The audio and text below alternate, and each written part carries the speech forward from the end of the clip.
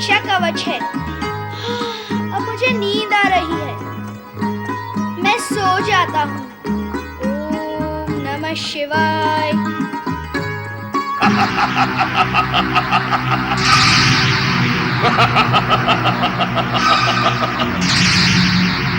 कहाँ है शिवपुत्र, जिसने हमारे सेनापति को मृत्यु के घाट उतारा है?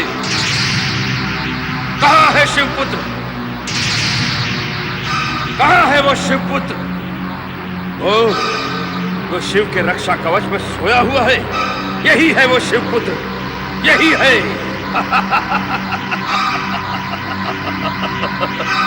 शिवपुत्र जो मेरा काल बनेगा? नहीं, मैं पासा ही पलट देता हूं। मैं इसका काल बन जाता हूं।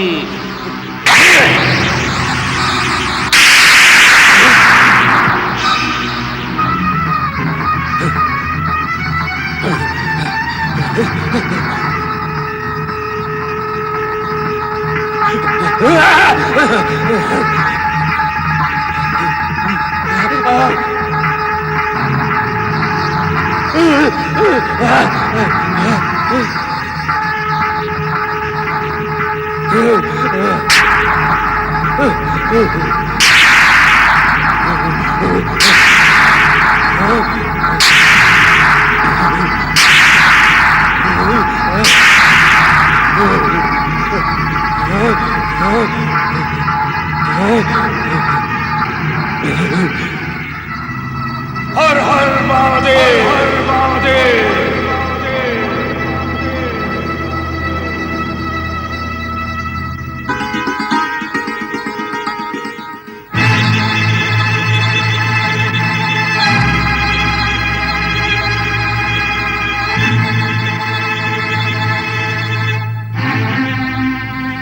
कौन है आप?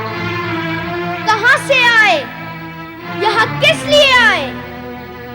हम स्वर्गाधिपति इंद्र हैं, स्वर्गलोक से आए हैं। शिव पुत्र को देखना चाहते हैं। शिव पुत्र का जन्म क्या देवताओं के देखने के लिए हुआ है? कहा और माना तो यही जाता है कि शिव पुत्र का जन्म देवताओं के कल्याण के लिए हुआ है। परंतु यदि तुम शिव पुत्र हो तो कैलाश पर न होकर इस नक्षत्र लोक में क्यों हो? देवर्षि नारद की बात पर विश्वास नहीं होता। देवर्षि नारद के वचनों पर अविश्वास करने वाला स्वयं भी विश्वास योग्य नहीं हो सकता। बालक, बालक अपनी सीमा का उल्लंघन ना करो। वह कार्य तो आप कर चुके हैं, तभी तो नक्षत्र लोक में आ सके हैं। दूसरों को शिक्षा देने वाला स्वयं अशिक्षित क्यों है? तुम्हारी वाणी में ज्वाला है। यही तो प्रमाण है मेरे शिव पुत्र होने का। हम ये प्रमाण नहीं मानते। तो लौट जाओ अपने स्वर्ग में। किसने बुलाया था आपको प्रमाण प्रस्तुत करने के लिए? चला जाऊंगा, चला जाऊंगा। पहले तुम्हें सुदंडता का दंड तो दे दूं। ओम नमः शिवाय।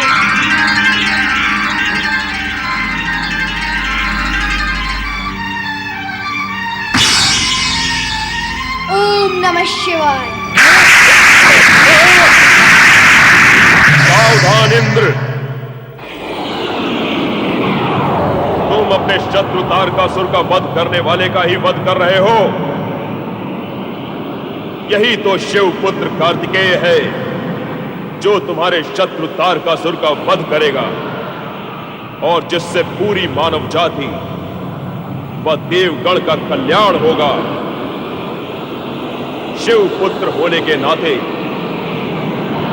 ये तो आपके पूज्य हैं।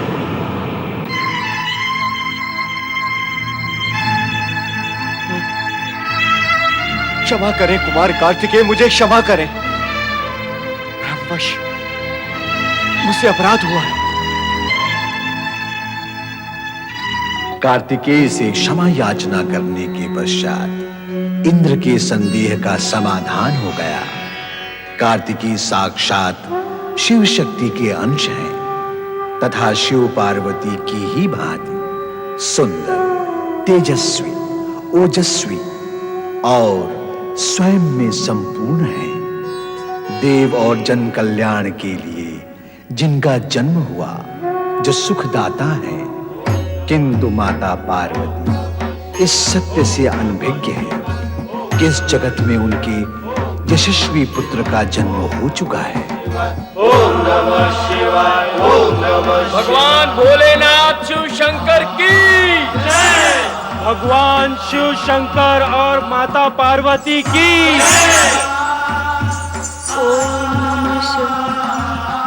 ओम नमः शिवाय। ओम नमः शिवाय। ओम नमः शिवाय।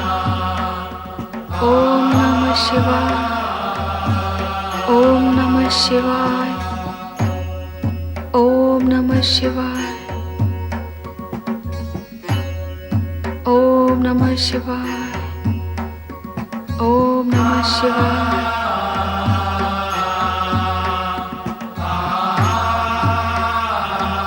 पति परमेश्वराय नमो नमः।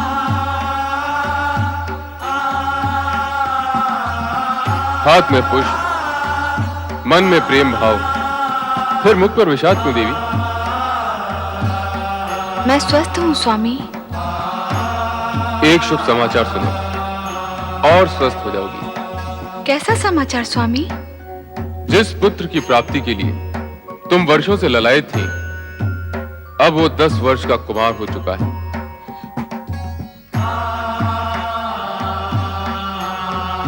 मेरा पुत्र? मेरा?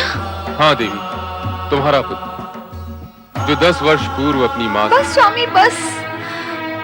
प्रतिकूल परिस्थितियों में मेरे पुत्र ने जन्म लिया, जिसका मुझे ज्ञान नहीं रहा। किंतु आपने मुझे बताया तक नहीं कि हमारा पुत्र 10 वर्ष का।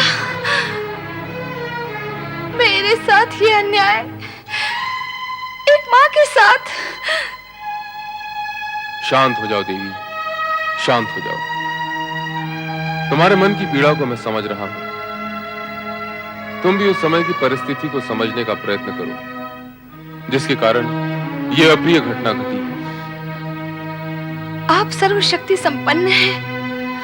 आपके समीप ऐसी अप्रिय घटना क्यों घट गई स्वामी? सर्वशक्तिमान भी प्रकृति के सूक्ष्म नियमों से बंधा रहता है। वैसे भी शिव पुत्र को 10 वर्षों तक 6 कृतिकाओं के मातृत्व और वात्सल्य को पूरित करना था, ताकि जगत उसे कार्तिकेय के नाम से जान सके। आश्चर्य तो यह है स्वामी कि मुझे इस सत्य का ज्ञान और भान तक नहीं हुआ। कैसे होता? तुम तो उस दिन क्रोध और उत्तेजना में देवताओं को श्राप दे रही थी। किंतु इस घटना से पूर्व जब मैं कैलाश भवन से बाहर आया, तो अग्निदेव ने कबूतर का रूप धारण कर शिवतेज की ज्वाला को ग्रहण तो कर लिया, किंतु उसे सहन नहीं कर पाए और गंगा के शीतल जल में पहुंचकर ज्वाला से मुक्ति पाई। यही शिवतेज गंगा में प्रवाहित होता हुआ सप्तऋषियों की पत्नियों के शरीर में प्रवेश कर जाता है, जिससे दग्ध साध्वियां अरुंधति के सुझाव पर पंचाक्षरी मंत्र का जाप करती हैं, जिसके प्रभाव से शिवतेज पुनः जल में बहने लगता है। तत्पश्चात शखन नदी के तट पर पुत्र कार्तिकेय का जन्म हुआ। आपकी कथा और पुत्र की व्यथा दोनों सुन ली मैंने, पर अब क्या बाधा है? मुझ में और मेरे पुत्र में अब और कितनी दूरी है और कितना विलंब है? कब होगा माता और पुत्र का मिलन? शीघ्र होगा देवी, प्रतीक्षा का समय पूर्ण हुआ।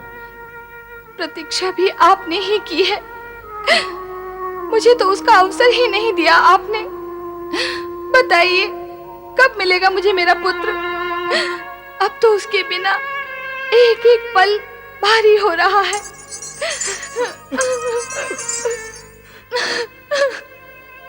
पुत्र नंदी, आज्ञा करें प्रभु। गणों को लेकर तुरंत नक्षत्र लोक जाओ।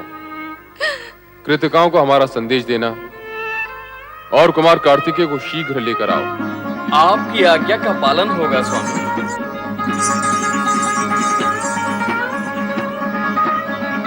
कैसा होगा मेरा पुत्र?